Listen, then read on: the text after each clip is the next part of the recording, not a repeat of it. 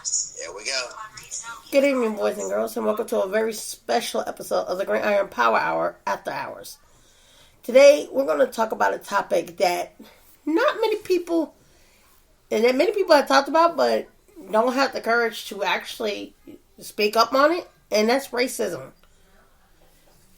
And folks, it's like this. Racism happens everywhere you go.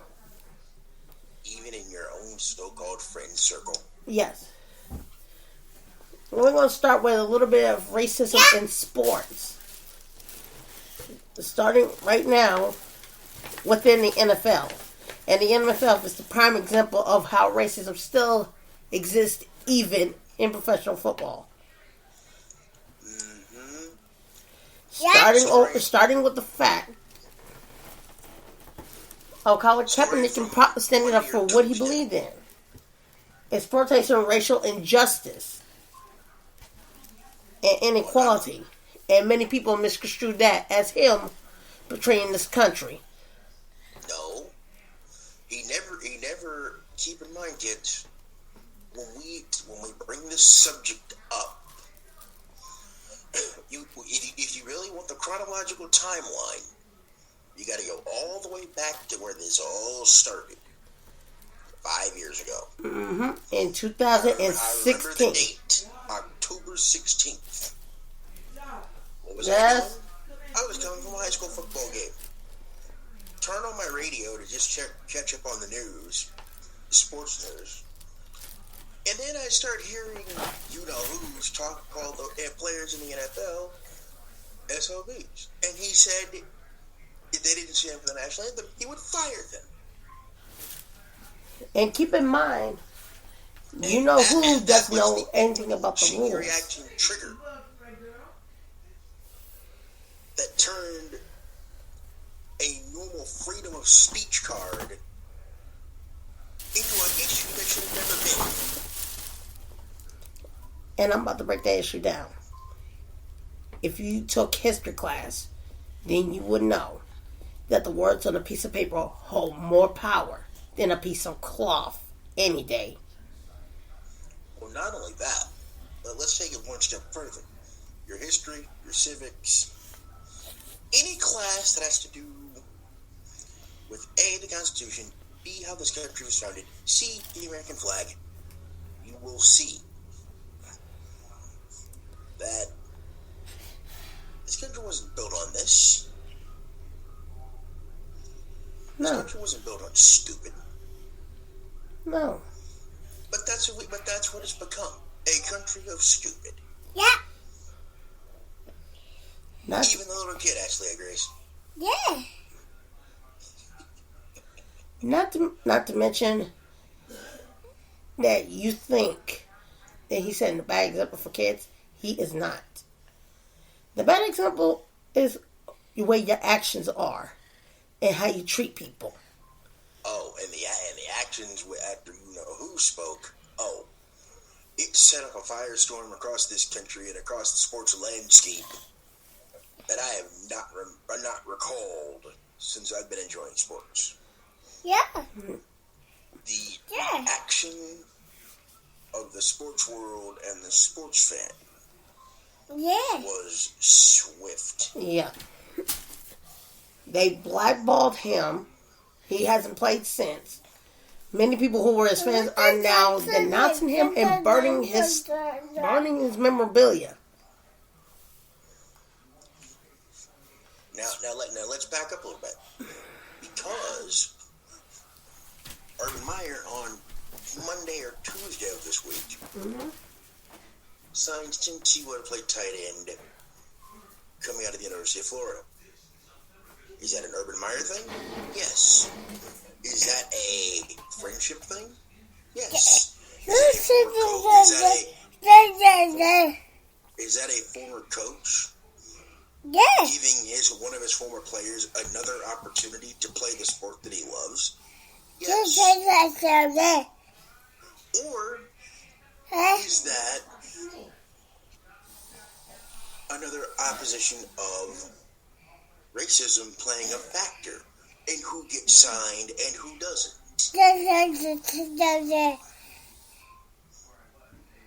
put that on the table. What are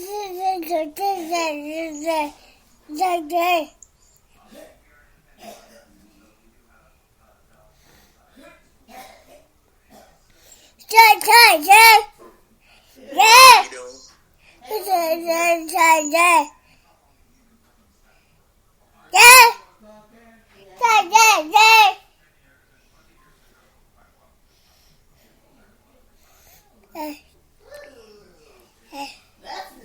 What, a beer or a cat? Yeah. I literally dove back across the threshold of the room. I thought I've seen offensive linemen sprint fast. Holy crap! You literally dove across it, like you little run. Get off my stuff! How dare you? Yeah. But as I was saying. Yeah. Out.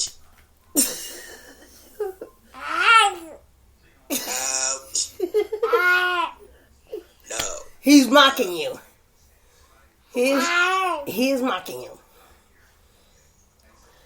Runt. That's a little baby, folks. That's the youngin', which we'll have to edit out later. And like I said, Should I go back on my diatribe again? Huh? Should I go back on my diatribe again? Go ahead. Now, as I was saying, early this week, Tim Tebow got signed by the Jags to play tight end, which in my opinion is not his position. If he wants to play in this league, his best position is a wide receiver. Now, Urban Meyer resigning a former player of his? Yes. A player that he coached? Yes. Feels like he can make the roster? Yes. But the question is this another sign of the race card being in play on who gets signed and who doesn't? It may be or maybe not. But we've seen a lot going on in the NFL for the last several years. And I'm also hearing some happy news, maybe, on the pack rat front. Because I just sent you the iHeart thing today. Yeah, and I'll check that out. And like we said, racism happens everywhere, all too often, even in sports. And we're not. And the NFL is a key example of racism. Due to the fact that they won't stand, due to the fact that they choose to blackball a quarterback based on the words of you know who. And basically, here's the thing: he was telling the truth. He's made this point for the last almost four and a half years. Almost 5 years, maybe longer than that. Yeah. Here's the thing: the thing is, we're at the time when Kaepernick was doing his thing in the league. Did we not pay close attention? Oh, what's going on? Because if we did, then you will know that Cap was right. It had been right for quite some time. He's been right, and we're just not paying attention. But people can't. But see, here's the problem. Like I told somebody the other day or yesterday, there are people. Yeah, I'm pointing the finger at all you morons. So listen up, for all you idiots in the back. I'm only going to say this once. A lot of folks hate when somebody speaks the truth and they're right. They can't stand it. Yeah. They can't stand the fact that how dare they be right? How dare they? They're so bent on twisting it to fit their own agenda and modus operandi. Yeah. That they don't step back and actually look at the whole picture. Yep. There are people that are so bent on being right that they don't pay attention.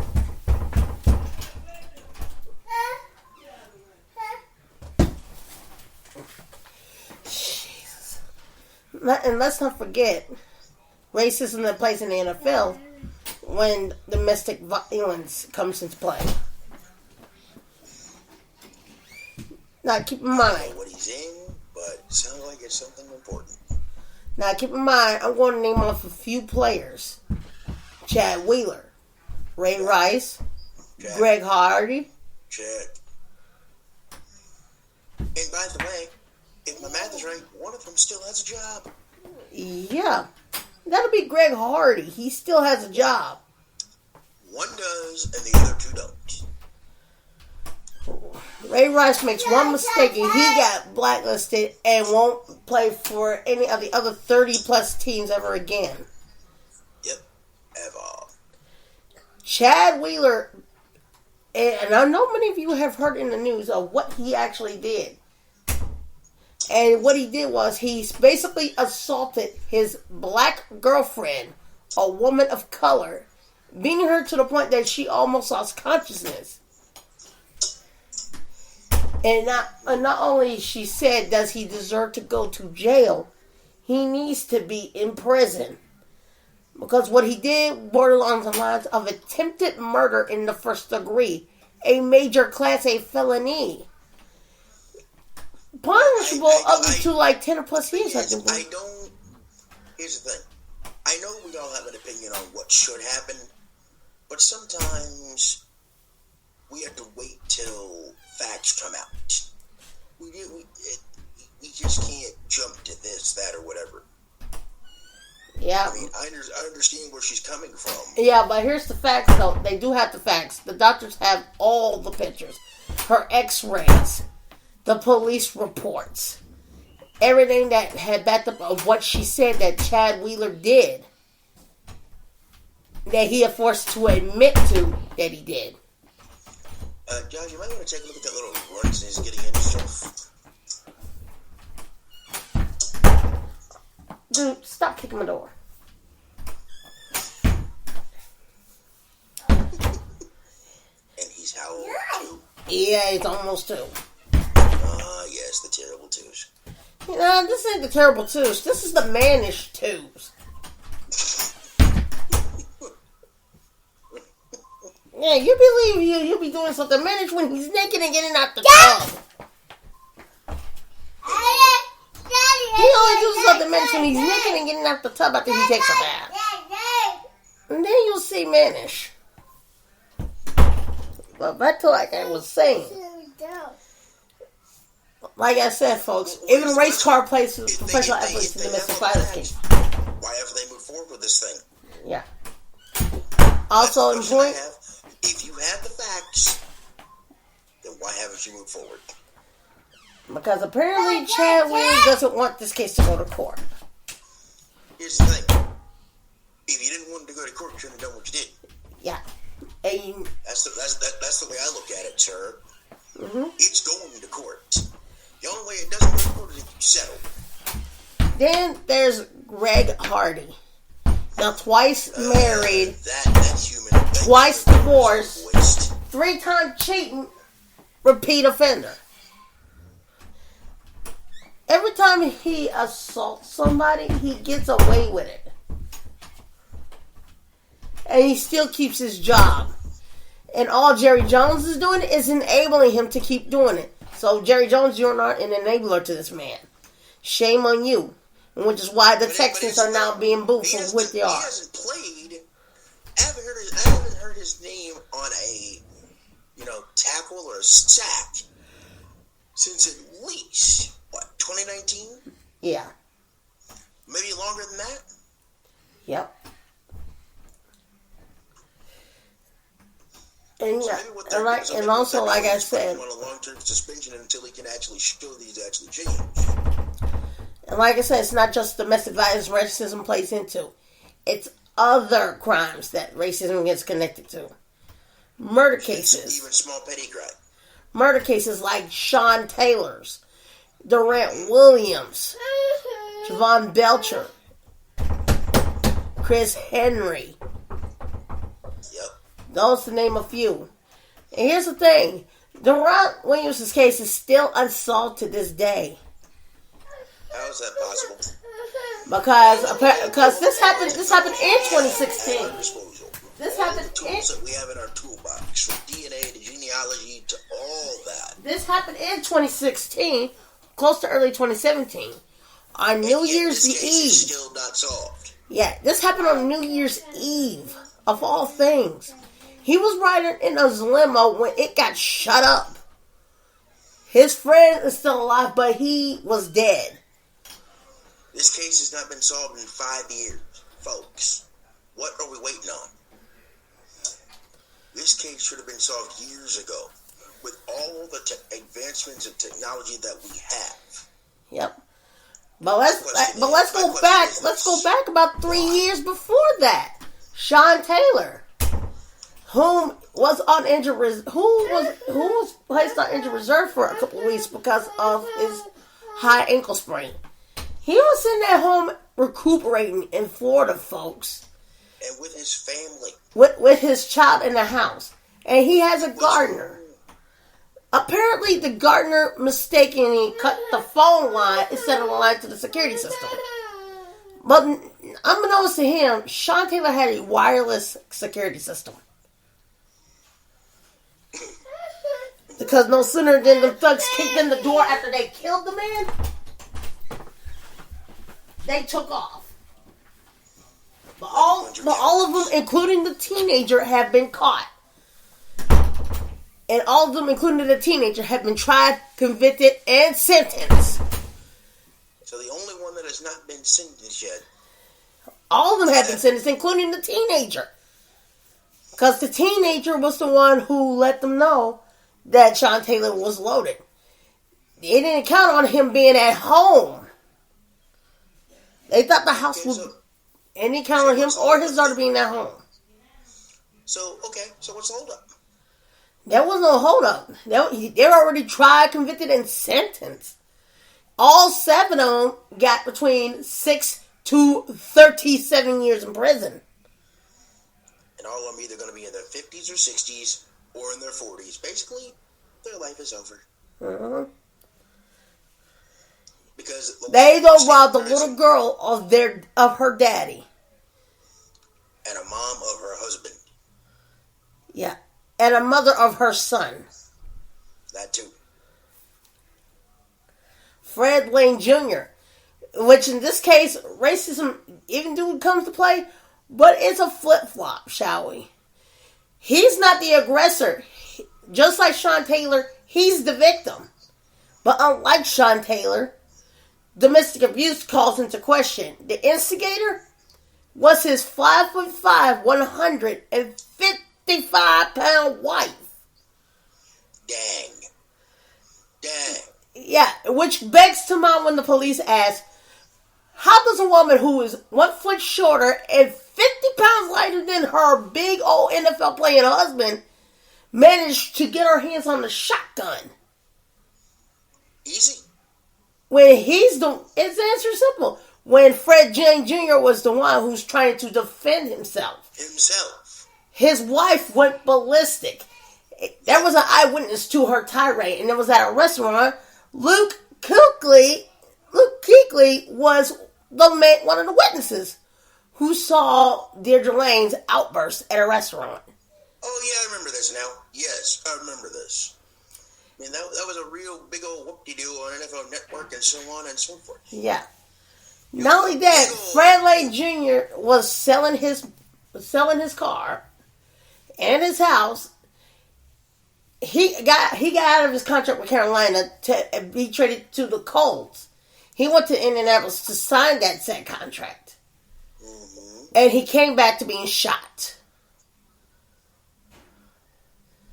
Because Deirdre has spent his money faster than he can bring it in. Yeah. Living above their means, and the ever popular too much month at the end of the money comes into play. Yeah.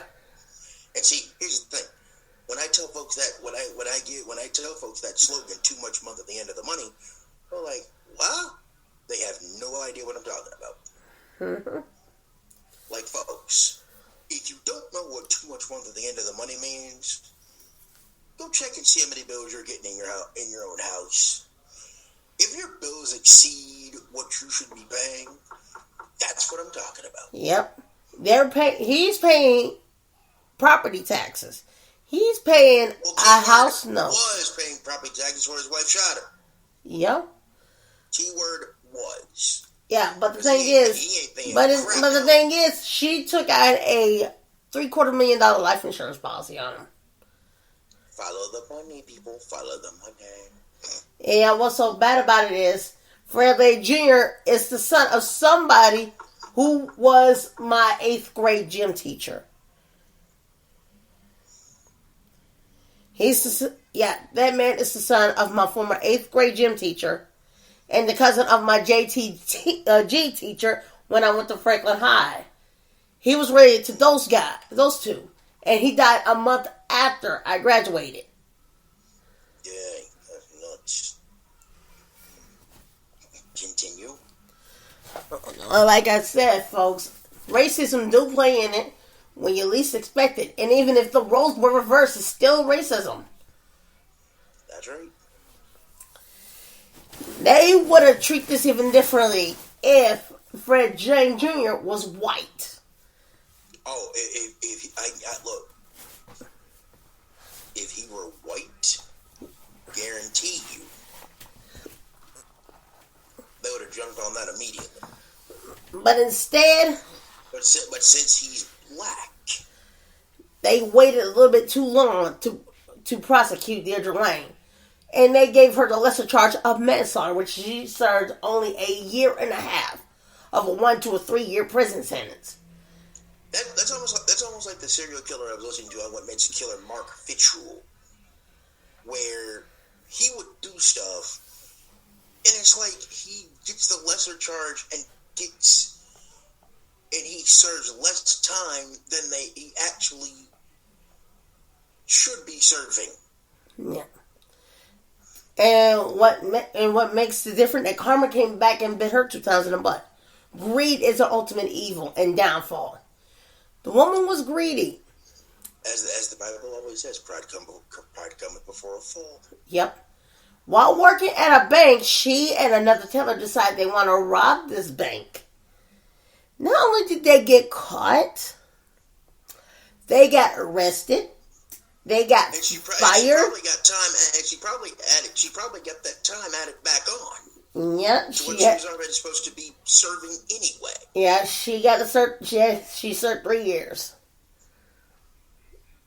and was out in 2006. If I were that judge, I'm like, you know what? Here's the deal. I gave you the opportunity to change your ways. You didn't do it. So not only am I tacking the extra 3 years on, you have to also serve the remaining 11 and a half years of your sentence. So your true sentence is 14 and a half years. Mm-hmm. That's what should happen. Yep.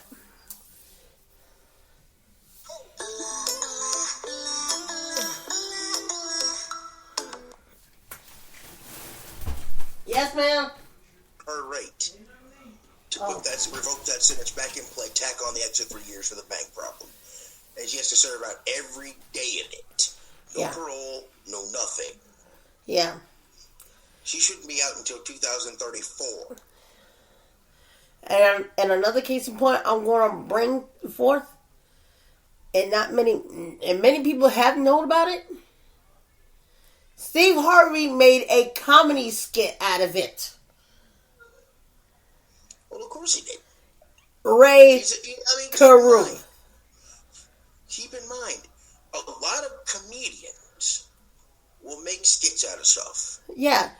Ray Carew was one of them skits. While Steve Harvey went and quote, Ray Carew had to be the most stupidest son of a bitch to ever play hide and go seek, because this nigga was going to stand on the other side of the tree. And then go pot out right in his head. Not necessarily. Ray Carew served less time than the Trigger Man, his so-called friend, for a murder for hire to kill his baby mama and tried to kill his son. Yes, I remember this. Chancellor is now 19, going on 20, and in college. His older half brother Chance, is now in his life. Good. A life that he should have shared if his father had taken responsibility. Well, And who happens to be that father? Why, Ray Caruth, Fred Lane Jr.'s former teammate. yeah, who's basically doing whatever on God knows what and who knows where. See, Ray Caruth slept with two women and tried to make them both get abortions because he doesn't want to be a father. If you don't want to lay down with these women, if you don't want to wrap it up, then don't unwrap it at all. You better take responsibility. These are your kids. Once you get here, selfishness has to go. Yeah. Because apparently what had happened was on a night in November of '99, this was right after Thanksgiving and way before Christmas, Sharika was 9 months pregnant. Mm-hmm. She was sitting in a car on the blindsided road where there's no lights or anything. Basically nothing. It is basically in the middle of nowhere. Then realized that another car came up beside her and shot her just once. Once or twice. Shot her once in the head, shot her once in the stomach. He severed Chancellor's spine. Chancellor was alive and put in an incubator. The doctor said he was never going to walk well again. He would have had cerebral palsy for the rest of his life. Well, he's proved them wrong. Yeah, he lived despite having that. And his grandmother, his mom's mom, is taking well good care of him. Sure has. His older brother came into his life to develop a relationship with him. Something his father should have done. Because that's what good parents do. Something that both his sons had tried to tell him. Both his sons were in court today. They're both alive to this day. Mm-hmm. And he was sitting in prison for over 20 years. While the trigger man, Mr. Van Brett Watkins, his friend, got life in prison.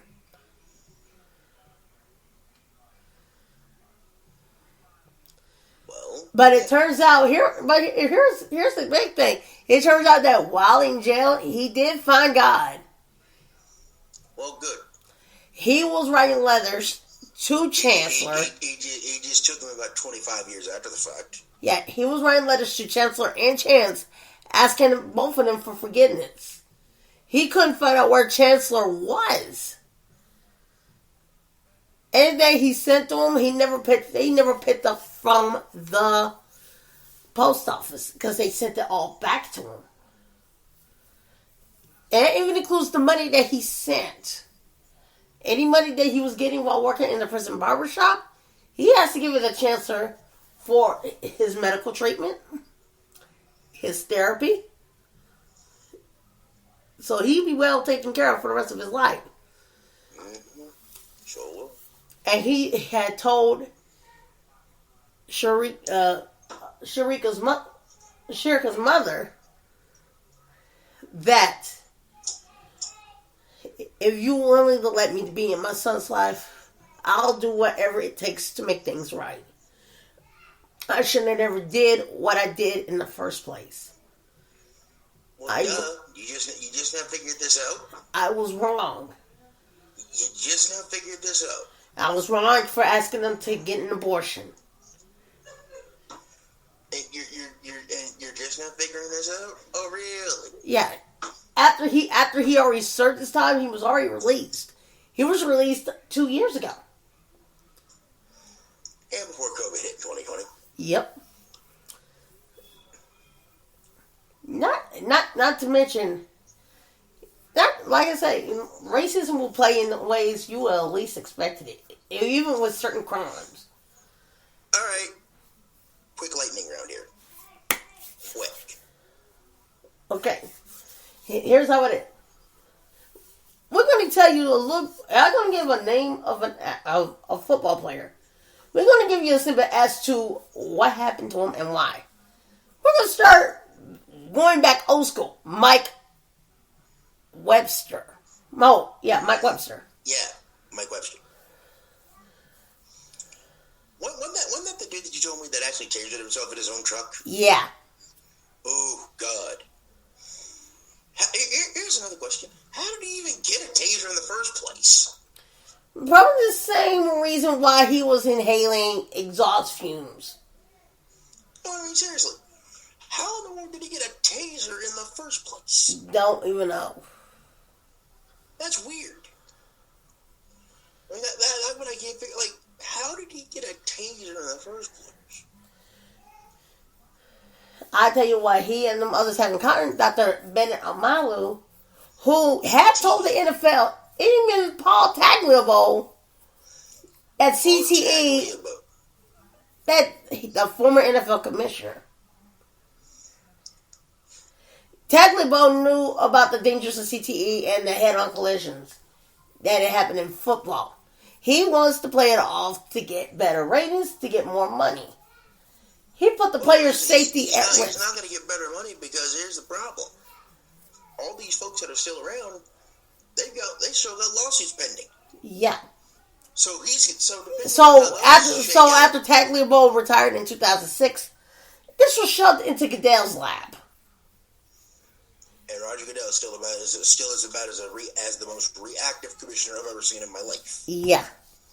And speaking of reactionary, now college football is now going to have the NIL for their name, and the NIL. Yep. With their name and likeness and what the I stands for. Yep. There are now at least, if I've heard correctly today, 15 or so states that have legislation already signed and a few others that are pending. There are 3 or 4 different versions of the bill. Uh-huh. And we are a part of that we have, agreed to allow college players to make money off their likeness and their imagery. That's what it is. Yeah. Name, imagery, and likenesses. Where they can make cash having a sponsorship for a car dealership. Yep. But I do have a feeling that there will be a federal thing that will come into play where everybody will have to fall in line on that rule. Everybody. Where they can have an agent, but keep in mind, the agent can only help them with their promotional stuff. They can't take money. They can hire an agent for promotional stuff. And one of the rules that they are going to kind of get their hands off a bit is if you get drafted, you have a week. If you take an agent where you can come back to school. Yep. You have a week to notify the school. Mm-hmm. Otherwise, you will be an NFL player and will not be allowed to come back. Yep. Smart, but also the NCAA is going to be so reactive. It's not even going to be funny. Mm-hmm. I mean, they are one of the most reactionary instead of pro-action organizations I've ever seen. Yep. In my life. There's a lot of stuff with the NCAA's plate. But seriously, did you see the story about the NCAA canceling a golf regional in Baton Rouge? Oh, yeah. Because of a so-called problem with the golf course? Yeah. Now tell me that wasn't bogus. If they said it, then it must have been true. Because that's the stupidest thing. They were supposed to play on Monday. That's the stupidest thing I heard of. Check this out. They were supposed to play the regional in Baton Rouge on Monday. Okay? No, wait. Or was it Tuesday or Wednesday? They were supposed to be playing the regional play On this Wednesday. week. It was on Wednesday. Apparently, Tuesday or whatever, when it rained really bad or whatever, they said the course was unplayable in some spots. So they went ahead and canceled it, and then one of the coaches basically kind of out of the NCAA because an hour later the LSU men's golf team was on that same course. Sheesh. And they went ahead and canceled it and basically took the top seeds that automatically got through to nationals. Yep. And a lot of the senior golfers on the other teams were crying because they waited 2 years to play in a regional in the NCAA tournament. Yoy. And they don't even get a chance to play it. Yoy. That is so dumb. You'd be surprised at how dumb things can get. I mean, and racism has nothing to do. I'm like, dude, golfers have played on wet courses before. Yeah. It's not the first time they've had to play had to play out of a pool of standing water on a golf course. I don't think it was a pool of standing water. I think all the putting green was a slushy mess. Well, golfers have played in those conditions at least more than once. Mm-hmm. It's not like they get special exemption. Yeah. It's not like they get any special treatment. I mean that's sick. If you're a host site, I can understand anyone if player safety is in mind. But look, golf isn't as bad as baseball. No. Baseball, if there's lightning and standing water on the field, if the draining system works, they can play baseball in like a half hour. 45 minutes tops, maybe an hour. Mm-hmm. But you're going to sit there and tell me that a women's NCAA region cannot be played because of stupid standing water on a golf course. Yep. When a lot of these players have played in worse conditions.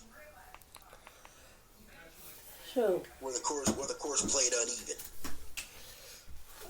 We can and like I said, folks, because racism do play in professional sports, we're going to take it from the gridiron, all the way to you guessed it, to the hockey ring.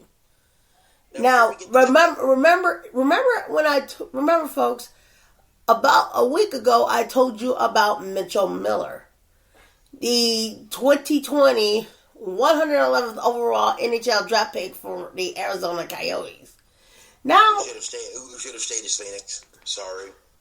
Now, keep in mind, folks, the Coyotes drafted him, and then they got backlash for him because the Arizona Journal did an expose when they dug information up on him. And it was damning. Yeah, and it was a doozy.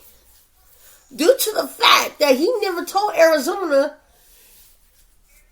that the Arizona Coyotes what he did. So here's a little clarification. Going back to when he was about 14 years old, he picked on an intellectually disabled classmate, a person of color, by making him eat a piece of candy out of the toilet that he and his friend done urinated on. And the last other times, they also beat him up to the point that he was afraid of going to school.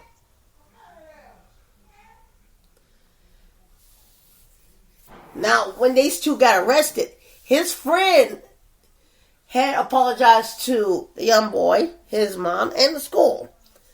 But Mitchell Miller did not. Now let me back up here.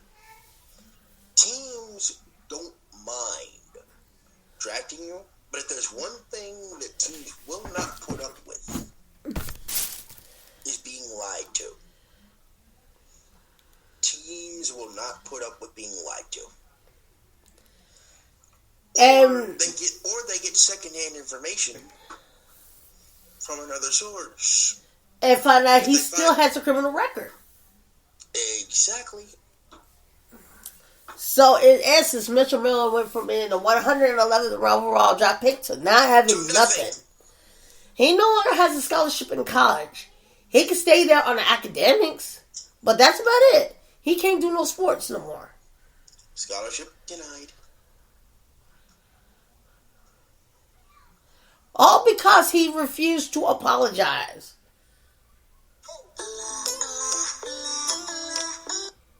Yes, ma'am? Oh, give me a moment. It's going to be more than a moment. Yeah. Boy, bring your little ass out of here! Uh-oh.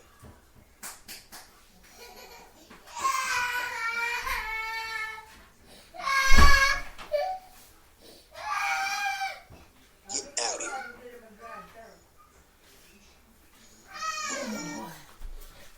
I got one. Oh, yeah.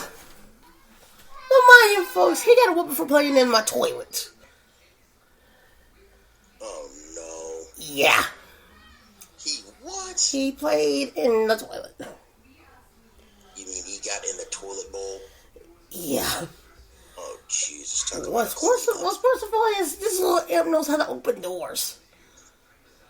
Yeah. I got a dry shirt, Mama.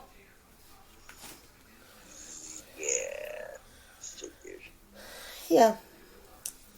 Yeah, but like I said, Mitchell Miller had dug this one himself. And he deserves every bit of the punishment they gave to him. And in other news today, Juwan James of the University of Tennessee gets released by the Denver Broncos. Oh boy. And the Denver Broncos saved themselves more than $10 million. Oh boy. That he was supposed to get paid. Oh boy. But they put him on the non-football injury list. Oh boy. And he got released. So the Denver Broncos saved themselves some cash. Mm-hmm.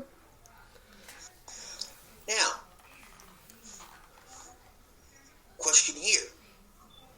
Who do you think picks up Juwan James? Picking him up? Which team do you think would be a fit to pick him up? Out of all 32 teams? Well, or better yet, who needs a right tackle? I can tell you right now, the 49ers would probably need a right tackle. I mean, I think we could use him, but I just don't know, where he'd fit. Yeah. As a swing guy, maybe. I don't know. Mm-hmm. Maybe there's hope for the pack after all. And looking at the football schedule. I love this schedule. Now the Titans have a nice little 5-week stretch. Yeah, but the Titans is gonna have to play all 12 weeks until the bye week. Yep, which means that they're gonna have to. They're hosting Arizona. Yep. On September 12th. Then they'll play a September 19th game at 3:25.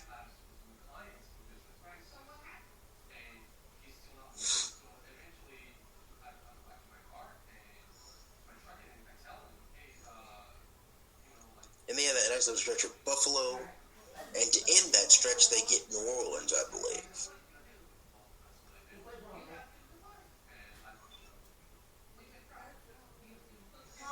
That's the next stretch.